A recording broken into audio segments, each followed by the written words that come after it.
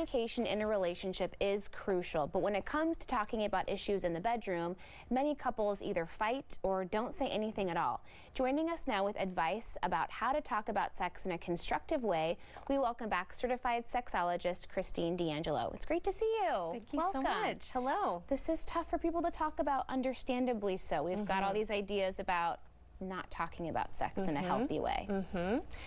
As a couples sex coach, I see just kind of some common mistakes that couples are making when it comes to communicating about sex and intimacy in the relationship. And one of the most common things I see is what I call the communication loop of doom, right? Which is really where two people are coming together and saying, hey, we got to talk. There's an issue happening. Hopefully through this conversation we can find some conflict resolution. Promises get made for change. But a lot of people don't know how to actually change their sexual behavior.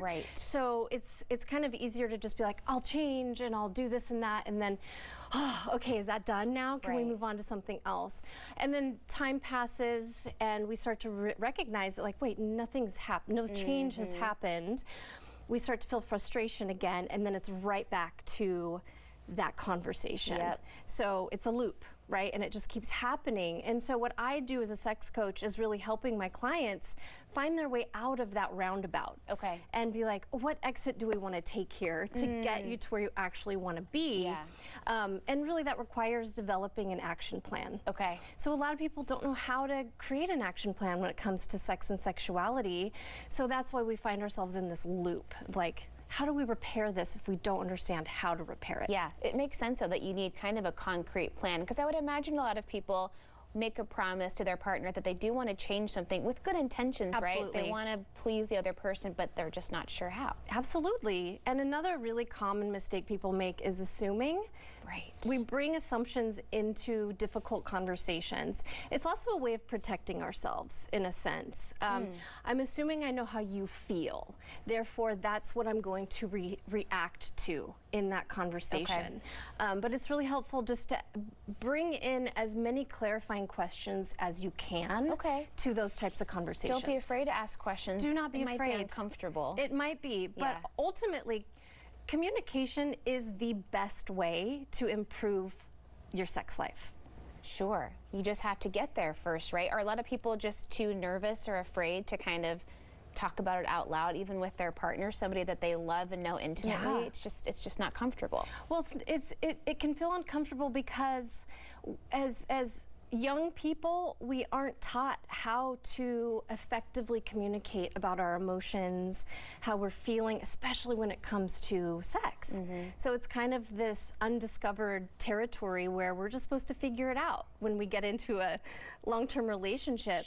And sometimes just figuring that out can feel and look very clumsy. And, you know, oftentimes another mistake I see couples making is really placing the importance on finding help or working on something on just one partner. And it's a couple's issue, and so it should really be approached in that way of like, hey, let's go find help for this. And it's not just a you issue, it's not just a me issue, it's an us issue. And that can just relieve a lot of pressure on this, on the circumstance, the relationship, and especially the individual who's feeling like, oh, I'm the problem. It's all me. I'm broken. Right? Nobody wants to feel that way, especially in your relationship. Well, what about this scenario if you have a couple and each partner was just raised with really different ideas of what sex looks like in the relationship? How do you find common ground? I mean, I'm sure it all comes down to the basics of communication. Absolutely. So really learning how to have healthy, productive conversations sometimes requires an individual to do some self-work around feelings of shame or guilt around their sexuality, because that can really create a barrier to showing up in these really important conversations in a responsive way and not a reactive way. And does that come down to kind of your emotional intelligence and learning, kind of putting the pieces together of, here's what I've been taught, does that serve me today? Absolutely. Like, is that even true for me as an adult today? yes, we can honor and respect like how we were brought up, but really sexuality is fluid. It's a fluid process throughout our lives. So what worked for us in the past, it's okay to kind of call out attention to, it's not working for me now. Yeah. So what are some really healthy and productive ways that I can have an action plan as an adult in this relationship? Yeah. Do you find that women in particular do have more feelings of guilt or shame just based on maybe messages that they've received as young girls of?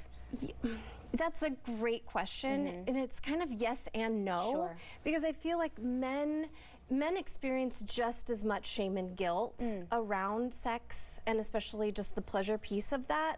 So yes, as women, I think we're socially conditioned to maybe feel a little bit, less good about our bodies, and we have less permission for pleasure as women, but I really do see it being quite equal in kind of who's bringing in reactionary energy. Well, and all this stuff is important to talk about. I think maybe we think about it in the context of maybe a long-term, maybe a married, very committed couple, but even at just the beginning of a relationship, you should kind of set the expectation of what each of you are looking for. Absolutely.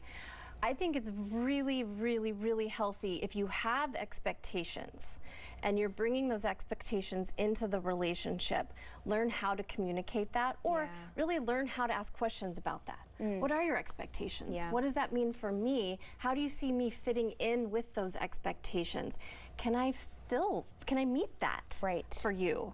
And really be honest about that, right? And if you can't, then let's talk about what's an action plan, how can we work around that? If you're feeling like I'm not meeting that expectation for you, I think sometimes we also tend to kind of create a safeguard for ourselves with our assumptions, where I'm just gonna assume the worst. Like that's where my brain's gonna wanna jump to. So I'm gonna protect myself and just not ask any questions because I'm not ready for the answers. Sure. Right? Yeah. What if it's something I don't wanna hear, and that might be tough? Absolutely. In that moment, you're recognizing I'm being reactionary. I'm not really taking a moment to think about, well, how am I feeling in this moment?